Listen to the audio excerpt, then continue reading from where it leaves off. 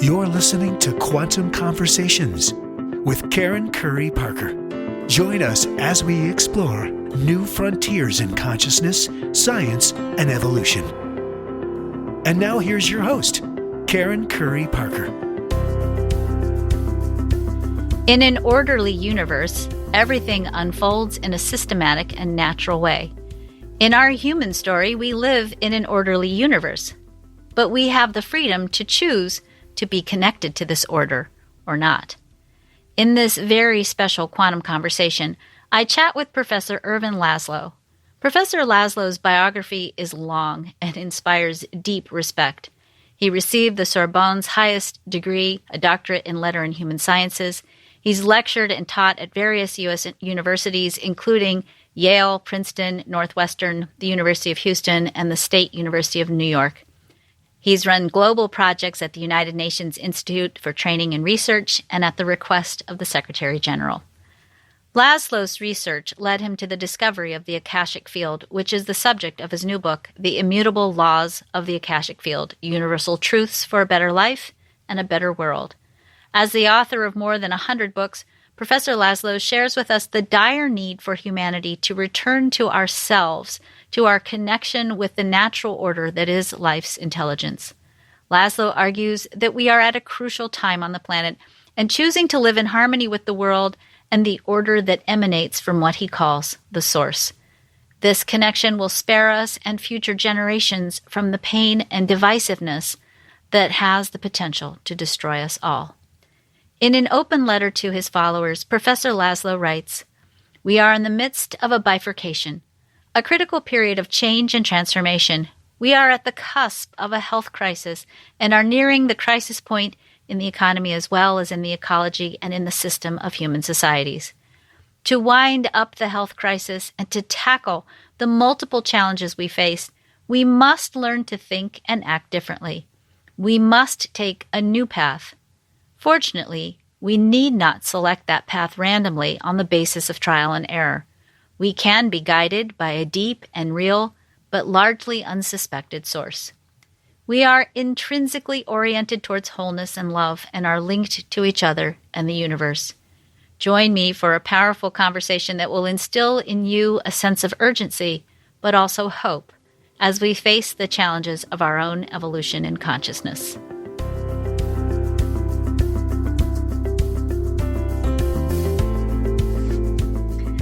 Hi, everyone, and welcome to Quantum Conversations. I'm Karen Curry Parker, and I'm very excited here to be with a very special guest, Ervin Laszlo, who is going to be sharing with us actually a continuation of a conversation that he and I started in late 2019 before everything on the planet kind of looked started to fall apart.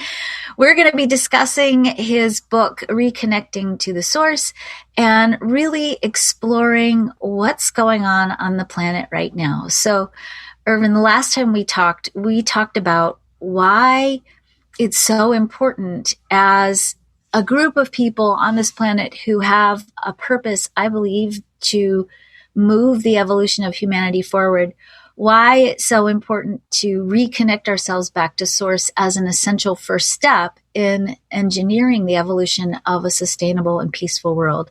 Can you talk a little bit more about that and why is that so important? Well, first, just a very brief sketch of what is wrong.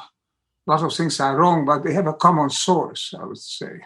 The source is precisely that we are lost connection with the source, but with the real source, with our mother womb, which is not just nature on this planet, which is the universe, which is everything that exists. This is not a passive, random world. This is a world that evolves, where life is an organic element, and where there is a healthy direction given by this built-in, call it the divine spark, I call it an attractor in the cosmos. It's not just, as the positivists used to say, one darn thing after another. There is an underlying logic. Even if the surface noise covers this signal very often, we can go back. We can find that underlying source, which gives us health, gives us viability, We have left this out because we disregarded it. We thought it doesn't exist, it's superstition, and we can do everything just using our technology, our powers, money, wealth, whatever we have, just to satisfy our immediate wants, forgetting that we are part of an evolutionary movement. But the great quantum physicist David Bohm called a holo movement. It's an evolution of a holographic universe. That's the latest thinking in the new quantum sciences. I know you call this quantum conversation, so it's very apropos to talk about that, because really this is a universe which is whole, which is moving, which is evolving together more and more toward oneness, toward comprehension, toward a belongingness in the world. And that is a direction, that is a movement that is essential. But humanity, in its headlong rush to using the latest technologies for short-term ends, disregarded this basic trend. Traditional societies lived in accordance with it. All other species on this planet live fully informed, and I use with a hyphen, informed by this cosmic trend. That's why life could emerge on this planet, and that's why life can promote itself, can extend wherever there is a least possibility for a physical universe to create organic systems. Everywhere life is growing. We are now approaching spring, and I look forward very much to seeing life going again. This afternoon, I looked out at the tree, at an almond tree, and see that it is in bloom. Yesterday, it wasn't. All of a sudden, it came overnight. And life is now, again, in spring, is moving. But life is moving all the time, at all seasons, at all times for everybody. That's the source, the sense of health, the sense of oneness, the sense of wholeness, which we have forgotten, with which we should reconnect if we want to have a viable new civilization. Since we last spoke, we've had COVID. We've had, here in America, we've had racial uprisings. We've had, just here in the last week, we've had major dramatic climate problems that have created almost potentially the collapse of an electrical grid that caused a lot of pain and suffering for people in Texas. And, it's been a pretty extraordinary year in terms of what's happened. If we're in this holographic universe and the nature of who we are is wholeness and well-being and sufficiency, which I like that word. I prefer that word to abundance because it's more balanced in a way, I think, at least in our materialistic understanding. How do you explain where we are versus where we could be and what happened last year? Well, it's all that sense of disconnect. Einstein said that separateness is an illusion. It's only promoted by the data of our senses where we see separate objects and separate people. But underlying it, there is a deeper reality. William James, a great psychologist and pragmatic philosopher, said that we are like islands on the sea. We are separate on the surface, but connected on the bottom. Or also like trees in the forest, separate on top, but connected when our roots intertwine. So the new realization is really that we are children of the same universe. We are children that is carrying the same message, the same dynamic, the same attractor. I say as an attractor, like all the laws of nature are actually attractors because they tell quantum particles and systems made of particles how to behave. You can go this way and not that way. This is not by chance. This is not a haphazard universe. It's a universe that creates complex, coherent systems. Key words are complexity, coherence, which leads to oneness. And the perception of this oneness is something that we feel. We feel it, that we are part of it. And when it's at its highest form of expression, this feeling, is the feeling of unconditional love. Because then we know that what we love is not because of our short-term interest lies that way, but because we are part of it. We love ourselves like we love our own body, our own limbs, as it were. Everything that we have around us is part of one total system. This is a message of the great spiritual systems. It's a message of all the great religions. How come I'm saying it? I'm not a priest. I'm not a particular spiritual person either. I'm a system scientist. I say because the new sciences discover this, rediscover this, and that opens up the way that we can return, not back to where we were, but way, way back, perhaps, someplace where we have almost forgotten the sense of oneness with the world around us. We have it all in us. On a deeper level, our subconscious is there. We can unearth it. We can bring it up to our conscious mind. But it is up to us to have that piece of quiet, that bit of calm, contemplation, call it meditation or mindfulness or whatever, or prayer. It's all the same thing, basically. It's allowing our deeper nature to come forward, because then we don't make mistakes. When we follow our intuition, we follow the right way. When we simply attempt to just interfere, to promote, and to impose our will on things around us, on other people, on nature, then we end up very often in dead ends. And ultimately, we hurt ourselves. It's like a cancer. When a cancer is separate from the rest, a group of cells, then it only promotes itself separately. And then when it keeps growing, then it kills the host organism. Let's not be a cancer of life on this earth.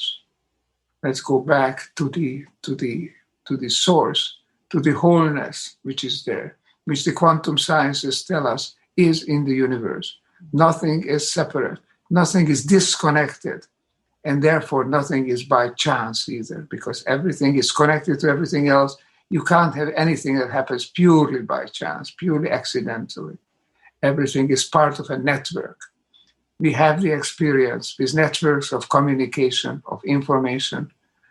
Let's use it to recognize a network of energy and information, which is what the world is. The world is energy and information. It's not matter and passive laws. It's a dynamic, self-evolving energy information system. We are a leading part of it because we are capable of understanding this and living according to it. So this is a big challenge, to find the meaning of our life, to contribute to the wholeness that's emerging in the universe, and live according to it, because then we are healthy. Then we are viable. Then we have the strength to do what we are meant to do. We don't have a conscious mind purely without a reason. That conscious mind is to help us become a conscious element of the self-evolving universe. I know this sounds like religion. It sounds like spirituality. I take it from the quantum sciences, but it doesn't matter where we come from. We arrive at this conclusion. And that's what counts. We should learn to be natural, learn to be part of what there is in this world. It's a quasi-miraculous world. Let me just add, Einstein is credited to have said once that there are just two ways to live your life, either as if everything is a miracle or as if nothing is. We used to think nothing is a miracle. We can control everything. It turns out that this universe is far more miraculous than we thought. So we better go with it. Let's go with the force instead of trying to create the force and make it an arbitrary input. I love that you say there isn't necessarily a set way to do it, that it can be mindfulness, it can be meditation. I'm curious, what is your way that you personally connect with the source or reconnect with the source? I have a curious experience. It so happens that, Karen, that I've been asked a few days ago by the Claremont College, the theological school, which is a leading organization there, to write up what I consider is the meaning of my life, or the meaning of my journey of my life. So I've been, the last 2 days, I accepted that as a challenge, and we're working on this. So I've just been thinking all day long. I have been doing this writing, rereading, rewriting, and the experience is always the same. It's a very remarkable experience. When I'm on to something, really concentrated onto something.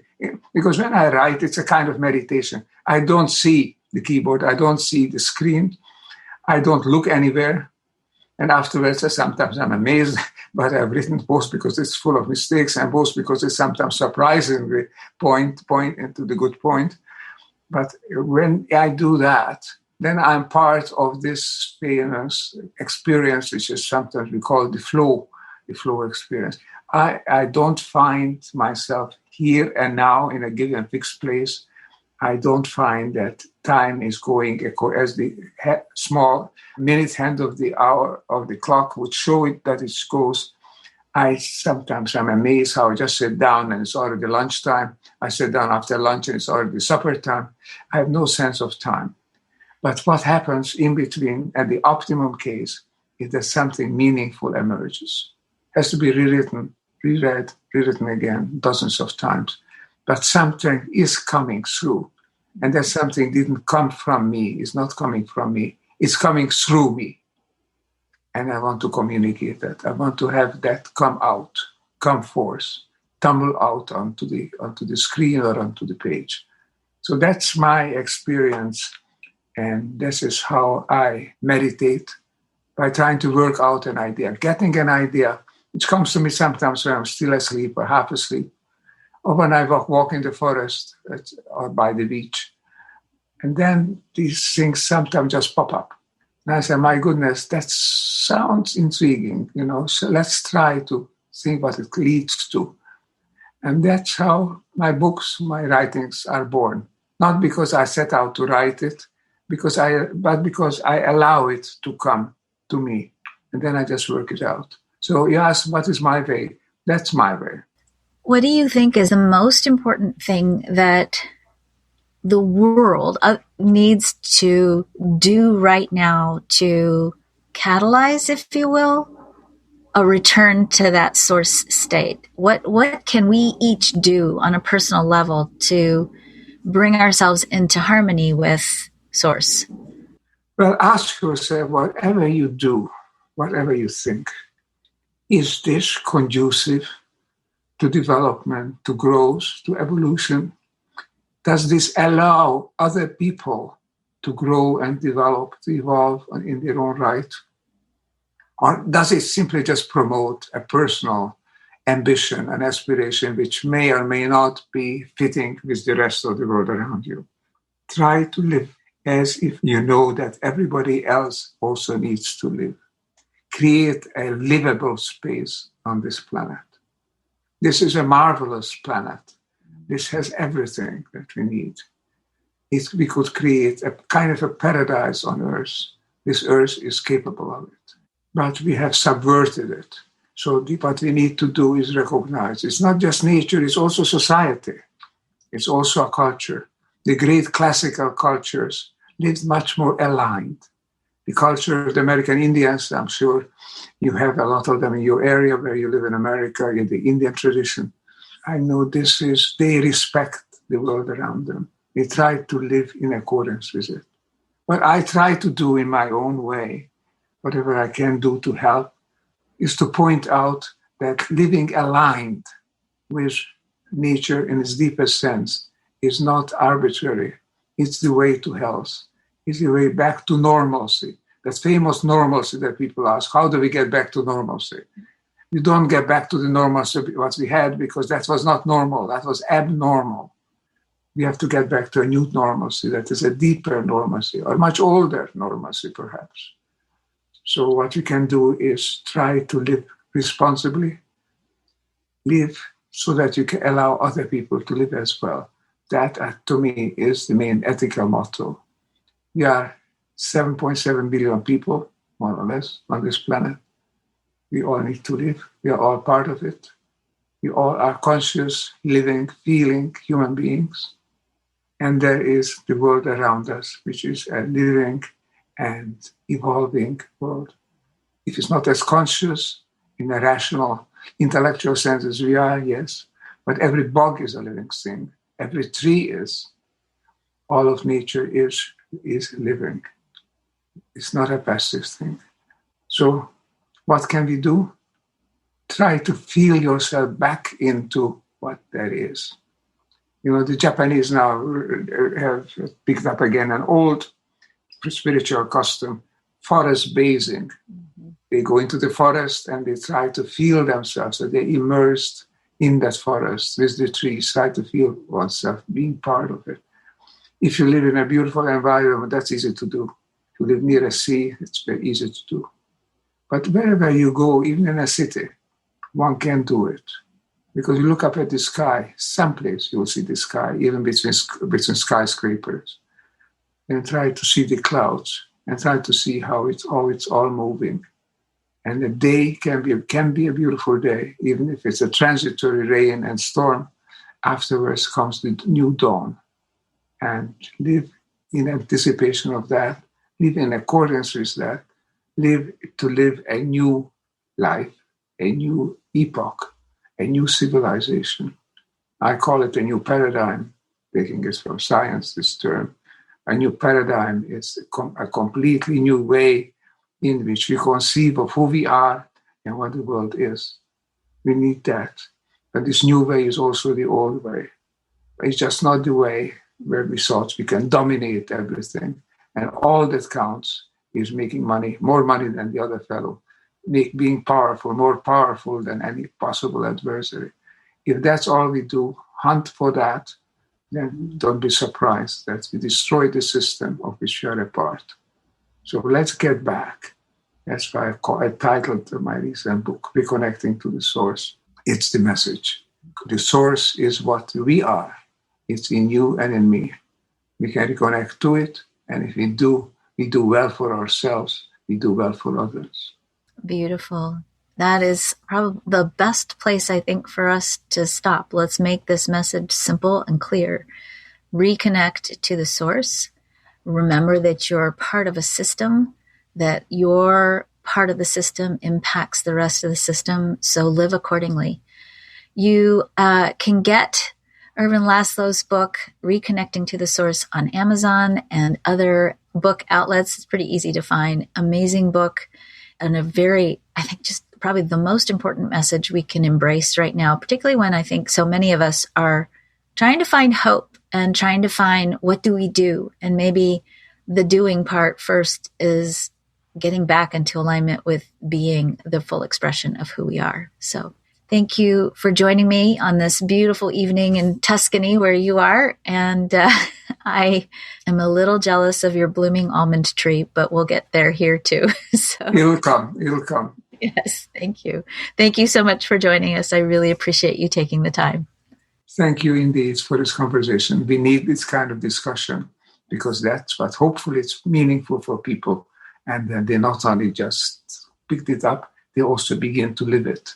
We have to live in a better way, in a new way. It's in us. Let's do it. I think we can. Thank you again for this conversation. Thank you, Ervin.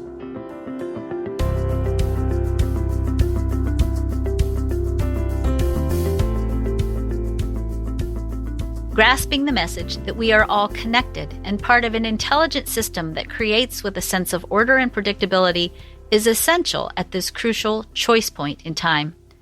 We must realize that we are organic parts of a great symphony, a symphony which, according to Professor Laszlo, contains the reoccurring theme of wholeness and coherence in body and in mind and in the spirit that makes us one with each other and the universe. Gandhi said that we need to be the change we wish to see in the world. Change, positive change, is urgent, and today, at this time of bifurcation, it is possible. The time has come to allow the experience of our own fundamental nature to rise to our consciousness and change our thinking and our lives. The time has come for us, you and me, and for a critical mass of sensitive, responsible people to reconnect to the source. When we can do that, We will change our thinking and our lives, and we will change the course of history. You doing your part, you fulfilling the unique, vital, and irreplaceable role that only you can play in the cosmic plan, is an essential part of making this change. If you'd like more information about how you can fulfill your unique destiny and do your part to usher in a new era of just, equitable, sustainable peace, you can start by getting your Quantum Human Design Chart. To get your chart free ebook, please visit www.freehumandesignchart.com. I'm Karen Curry Parker. Thank you for joining me for Quantum Conversations. Thanks for listening to Quantum Conversations with Karen Curry Parker. For more information, visit joyfulmission.com.